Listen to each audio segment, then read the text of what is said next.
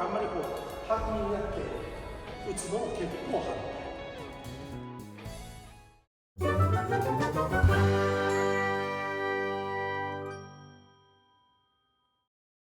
はい、久しぶりに体育館でちょっと動画を撮りたいと思います。久しぶりだね。はい。最近家に座ってずっと喋ってる動画が多くね。そうです。そうでしょ。はい。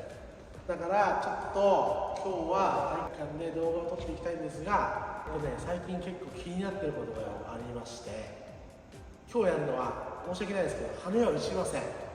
素振り、スマッシュの得意の見たことある YouTube。あります。これ1、2、3、4で。はい。1、2、3、4で。1、2、3、4で。今日は足というよりもこっちの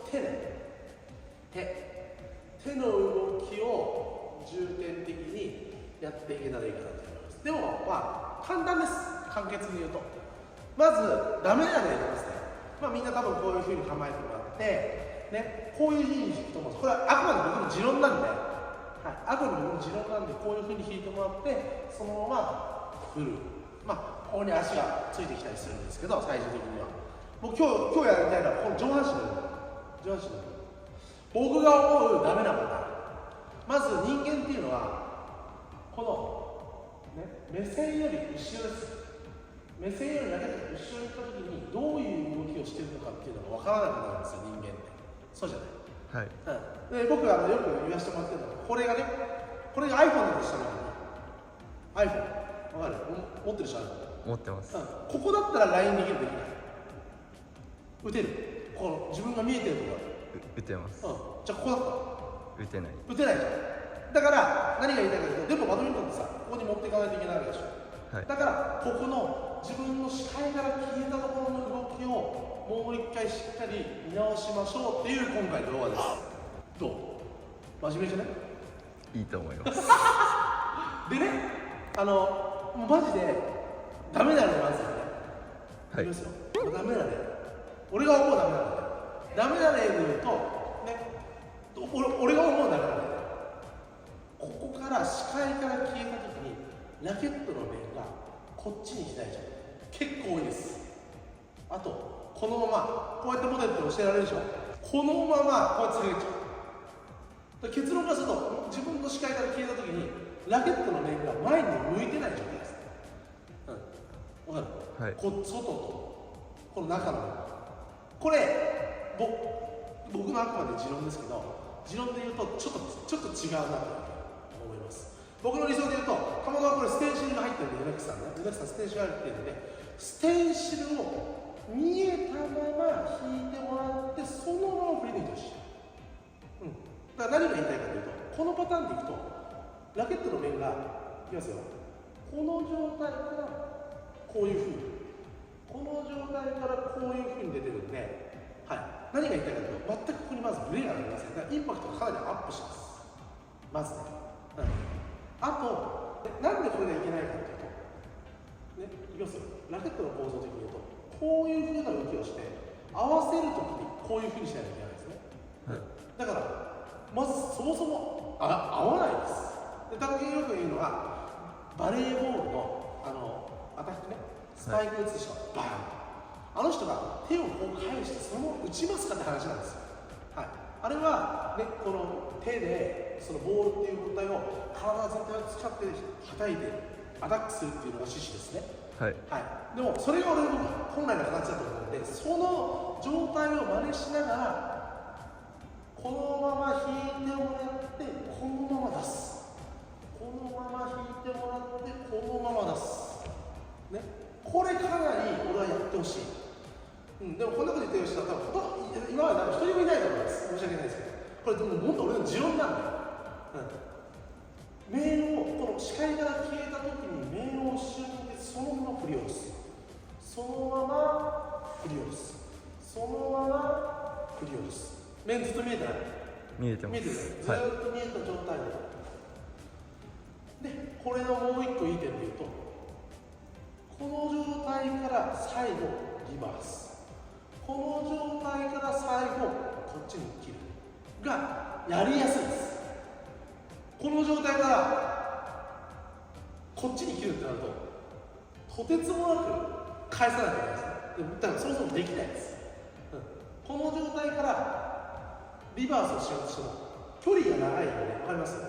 ほら半回転あるでしょ、はい。だからこの分ずれます。だから俺は絶対的にこのまま引いてもらってこのまま打つ、このまま引いてもらってリバースだったらリバース返す、このまま引いてもらって、ね、フォアからクロスカット打つような感じで打つんだったらこうやって打つっていうパターンが僕は一番いいと思います、はい、今日の趣旨で言うとラケットを引いて自分の視界にからラケットの面が見えなくなった時に皆さんちゃんと意識がいってますかっていうことです、はい、これかなり結構俺的にはめちゃくちゃ重要だし、かなり俺は有料な情報だと思うよ、だってみんな絶対ここの視界で消えたところに言わないから思う、みんなちゃんと触れてるかしらね。じゃなくてここのインパクトが合わない時に原因がもちろん足とかもありますけど、俺はそれもあるけどそもそもがもうここですね、ここ自分の視界から消えた時のこのラケットの面がどうなってるんですかっていう話っていう話の延長線上でいくと、僕はあんまりこう半身になって打つのも結構反対、まずもしレベルが上がってってね、スピードが上がってって、ね、どうしてもフォアを引いた時に半身になっちゃうからしょうがないじゃん、はい、でも最初から半身を使ってその反応を使って打つってなるとこのインパクトが合わないです。それだったら自分で動いてもらってその正面の方に打つで、ラケットのこの面がしっかりこのカメラに向かって見えてるね、見えてます。ね、見えてるでしょ、はい。こっちも一緒ね、ラウンドも一緒、このまま行ってラケットの面が見えたところで振り下ろす。考えたことあるくらいないしょ、ないです。だからダメなんだよ、だからダメなんだよ。だから結構真面目に言ってるけど、引いてもらってこの視界が消えた時にどういう動きをしてるか、ここを意識して素振りをさせてください。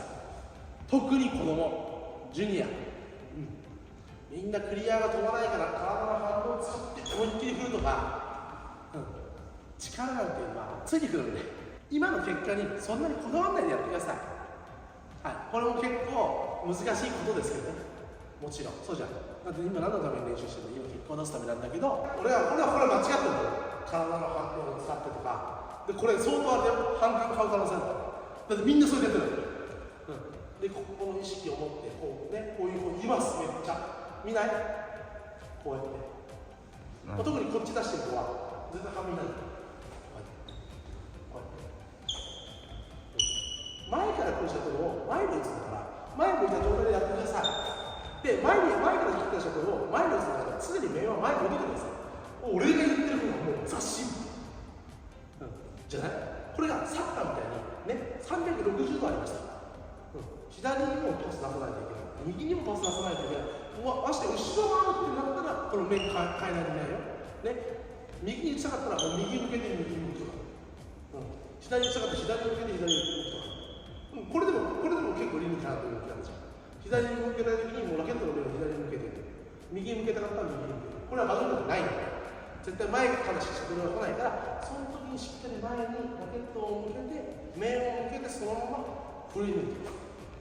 そこにしっかり以前言った1、2、3、4で言うと1、2、3、4、1、2、3、4、1、2、3、4、どう？簡単そうに見えてね、意識しないとね、できない。はい、これでね、俺かなりインパクト上がると思います。はい、これを必ずやらせてください。俺は思います。はい、これは編集チームによってできれば無料で出したい、全部出したい、でも分かんない、そこは俺の判断だけで決められないところがあるので、久しぶりに真面目に体育館で動画撮りました。疲れた、素振りだけで疲れたわ。ということで皆さん意識してやる人はやってください。いや何言ってんだこいつって言う人はもうやんなくていいです、はい、でも俺が言ってることはザ・シンプルだと俺は思うし、俺が言ってることは一番理にかなってることです、はい、なので、そのスタイルを変えずにやっていきますので、はい、ということで本日の動画は終わりだと思います。よっしゃ。